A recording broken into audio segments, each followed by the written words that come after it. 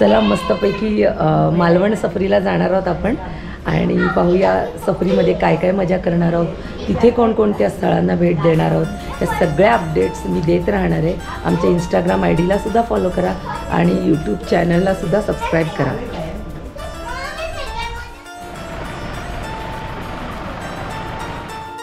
देवा महाराजा होय महाराजा, 12 गावच्या 12 वेशीचा 12 पिंपळाचा 12 गल्लीचा होय महाराजा होय महाराजा। ही सगळी पोराटोरा म्हातारे कोतारे हे मालवणात पिकनिकला चालले आहेत। होय महाराजा। जुन्या वर्षाचा शेवट आणि नवीन वर्षाची सुरुवात करू तुझं मालवणात येत असं सुखाचा म्हणून येत असं तसाच सुखाचा म्हणून त्यांना जरा घरी घेऊन ये होय महाराजा होय महाराजा। होय संपला त्या घेतली तू मामा पाहिजे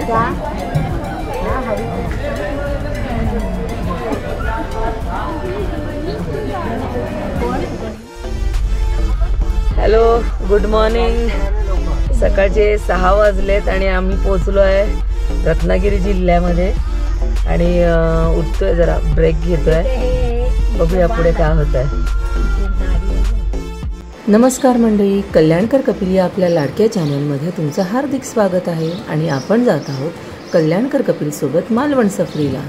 मालवण सफरीसाठी आम्ही निघालो होतो 27 डिसेंबरला रात्री 11 वाजता आणि दुसऱ्या दिवशी 6 वाजता आम्ही रत्नागिरी जिल्ह्यात पोहोचलो। काय मग कुठल्या गावी पोहोचलायस? काय माहित,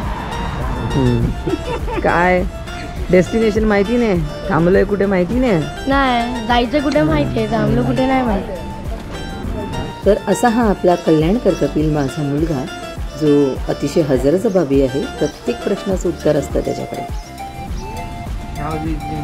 चंगू मंगू आणि हा रंगू, ही गंगी।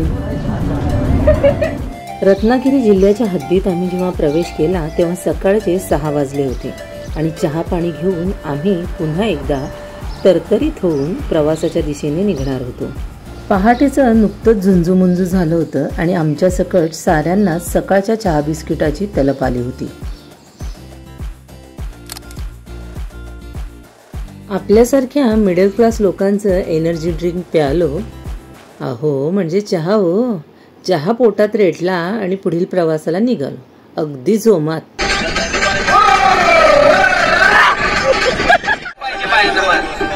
सोन्याचा मंतर सोन्याचा हे सोनियाचे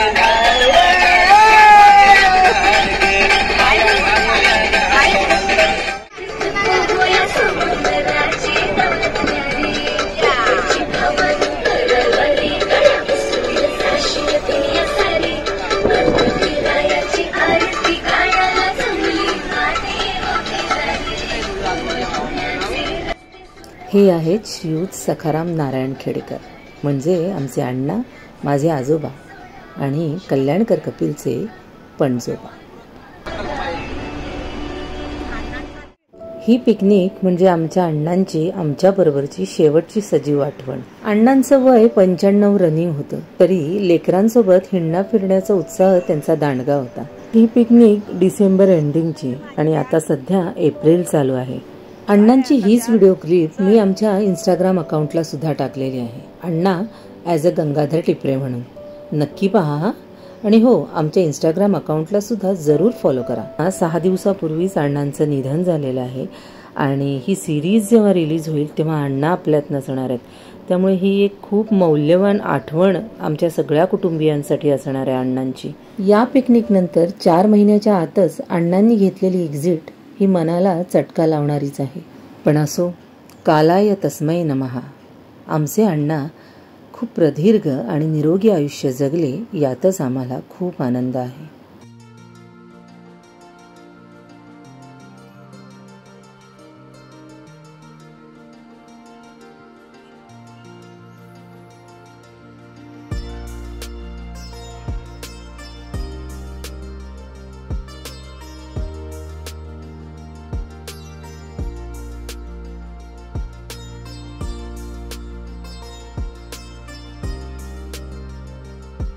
बादल को सौदाई पागल को दुनिया में समझा है अरे दीवानो मुझे पहचानो जरा पहचानो मैं हूं डॉन।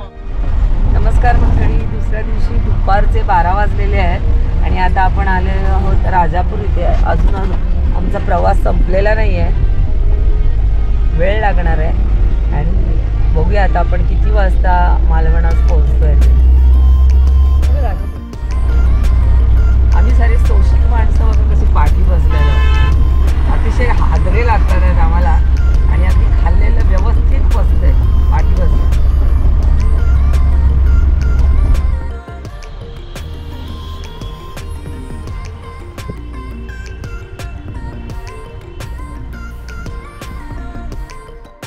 दुपारचे 2 सव्वा 2 वाजलेत आणि आता आम्ही पोहोचलोय मालवण बस स्थानकाच्या इथे आणि तिथून आम्हाला वायरी या गावामध्ये जायचं आहे। तिथे आमचा बंगलो बुक आहे आणि तिथे आमच्या आता जेवणाची व्यवस्था असणार आहे आणि त्यानंतर थोडं फ्रेश होऊन आज कुठली कुठली स्थळं करता येतील हे पाहणार आहोत।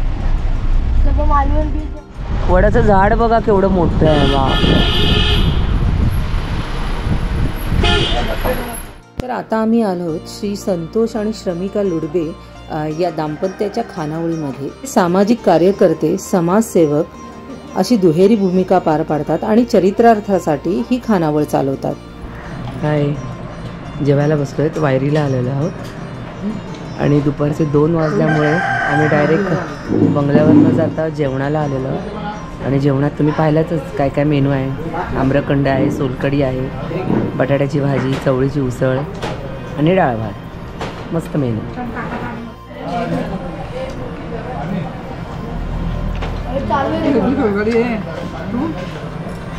जेवण कसं आहे? सोलकढी प्याली ना? शाहू सोलकढी कशी आहे? प्याली तू? खोबऱ्याचं बनवतात ना।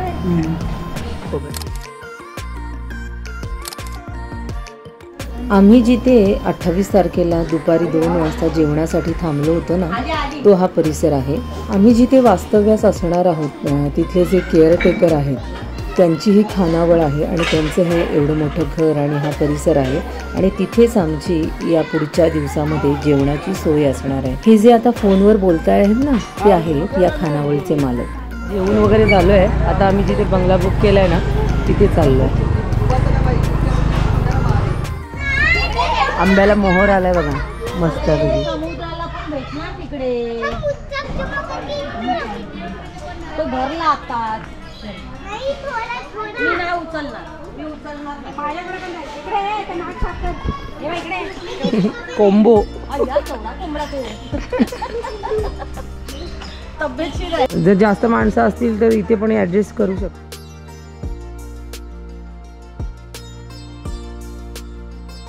हा त्या घराचा परिसर आहे, म्हणजेच श्रीकृष्ण विलाचा परिसर आहे जिथे आम्ही 3 दिवस वास्तव्यास होतो।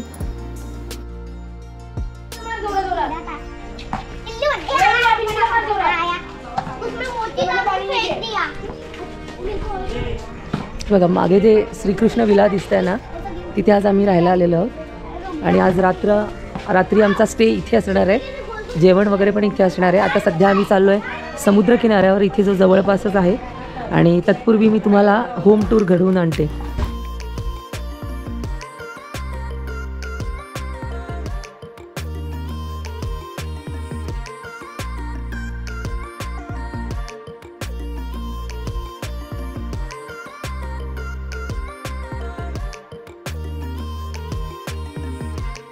क्रिसमस नुकताच होऊन गेला होता आणि 31 नजीक होता, त्यामुळे इथला क्रिसमस ट्री अजूनही चमकत होता।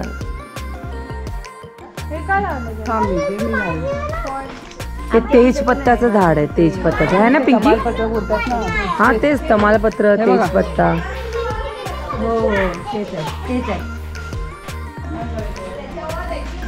आता सगळेजण बीचवर चाललोय, चला।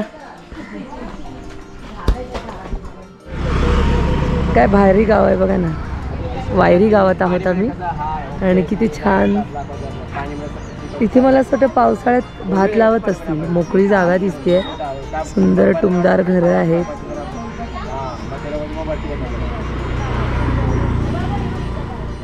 दुपारची मस्तपैकी 1-1.5 तासाची झोप काढून आता आमची वानरसेना पुन्हा एकदा प्रवासासाठी सज्ज झाली होती आणि निघाली होती मालवण बीचकडे.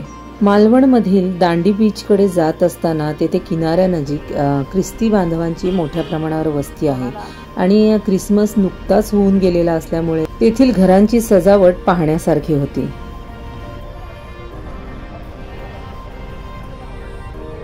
खरं तर आजच किल्ल्यात जाणार होतो, सिंधुदुर्ग किल्ल्यामध्ये. खरं तर याच्या आधीही आम्ही किल्ला पाहिलेला आहे, पण काही नवीन सदस्य आमच्या ग्रुपमध्ये असल्यामुळे आम्ही किल्ला परत पाहणार आहोत. आणि आज उशिरा आम्ही मालवणात असल्यामुळे आम्ही आज तो किल्ला कव्हर नाही करू शकत आहे. आज फक्त मालवण किनाऱ्यावर आम्ही थोडासा फेरफटका मारतोय. मच्छीचा लिलाव चालू आहे, तो पाहतोय. तरी छान आहे, एकूणच दृश्य मस्त चालू.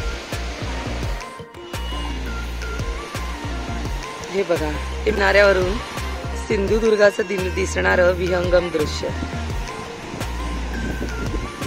मच्छीमारी नौका, आपले कोळी बांधव, मच्छीमारांचा चाललेला लिलाव, नारळी पोफळीच्या बागा. किती छान दृश्य आहे पाहणं.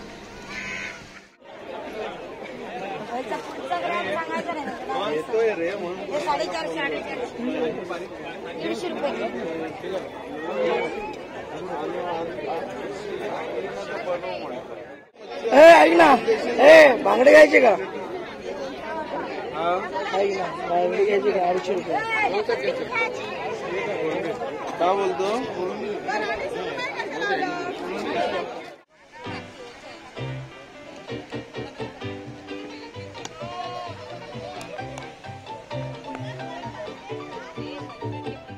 लिलाव पाहून आल्यावर मुलांनी खेळण्यासाठी हट्ट धरला आणि मस्तपैकी क्रिकेटची मॅच चालू झाली.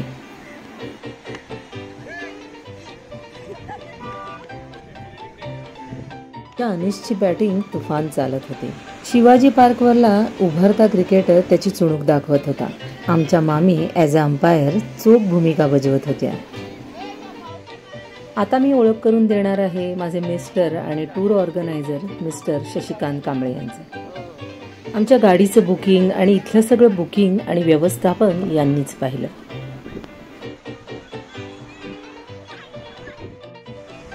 क्रिकेट नंतर आता बारी होती डॉज बॉलची.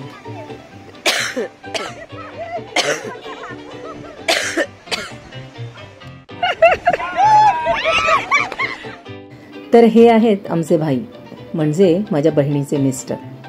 उत्साह आणि सहकार्य यांचं अजब आणि अफलातून कॉम्बिनेशन.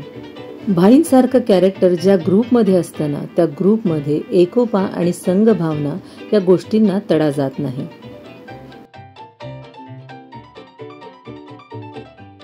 हा आहे आमचा शेखर मामा. कौटुंबिक सहलीची मूळ संकल्पना याचीच.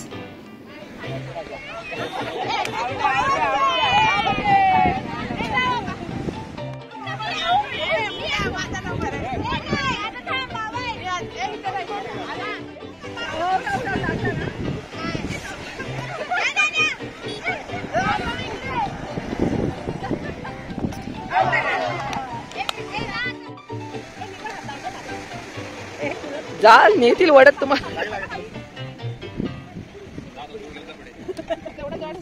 खेळ रंगात आलेला असतानाच आम्हाला किनाऱ्यावर मच्छीमारीसाठी जाणारी म्हणजेच पारंपरिक रापण पद्धतीने मच्छीमारीसाठी जाणारी एक नौका दिसली. मच्छीमार बांधव आपली नौका पाण्यात लोटत होते.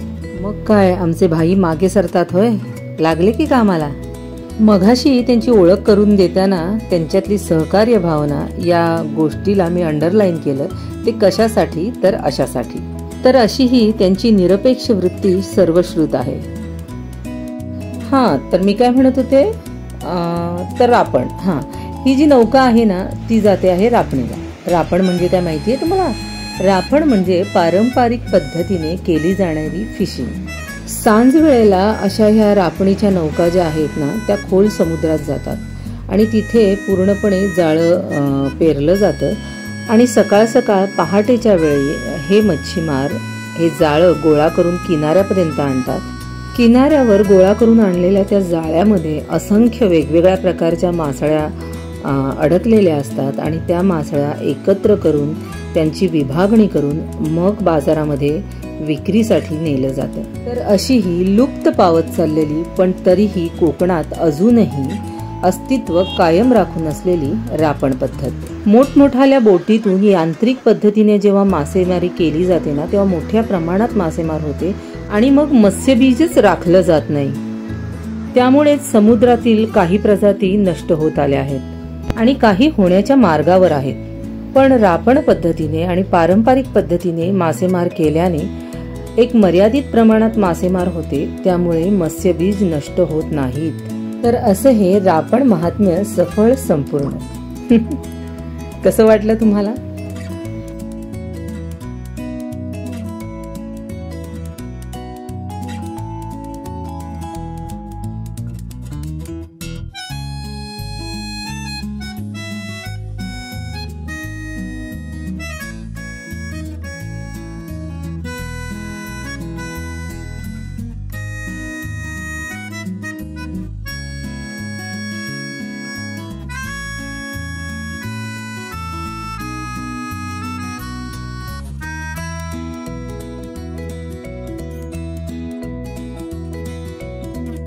तर अशी ही आमची दांडी बीचवरील हसरी संध्याकाळ खूप सुंदर गेली आणि पुन्हा आम्ही वास्तव्याच्या ठिकाणी आलो. दिवसभर हुंदडल्यावर सगळ्यांनाच सपाटून भूक लागली होती. त्यामुळे रात्री आल्यावर सगळ्यांनी जेवणावर यथेच्छ ताव मारला.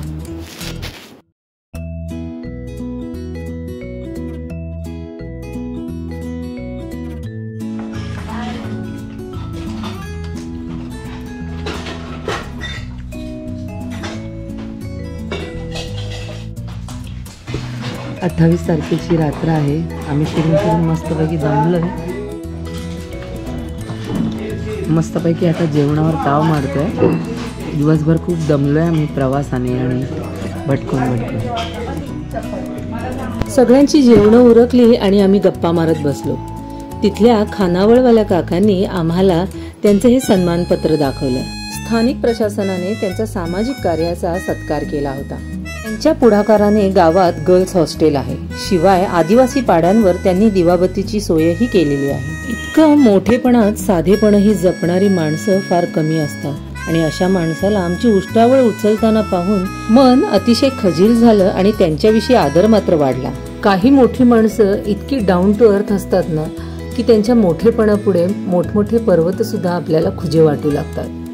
या सुंदर नोटवर मी तुमची रजा घेते. त्यामुळे पाहत रहा कल्याणकर कपेल.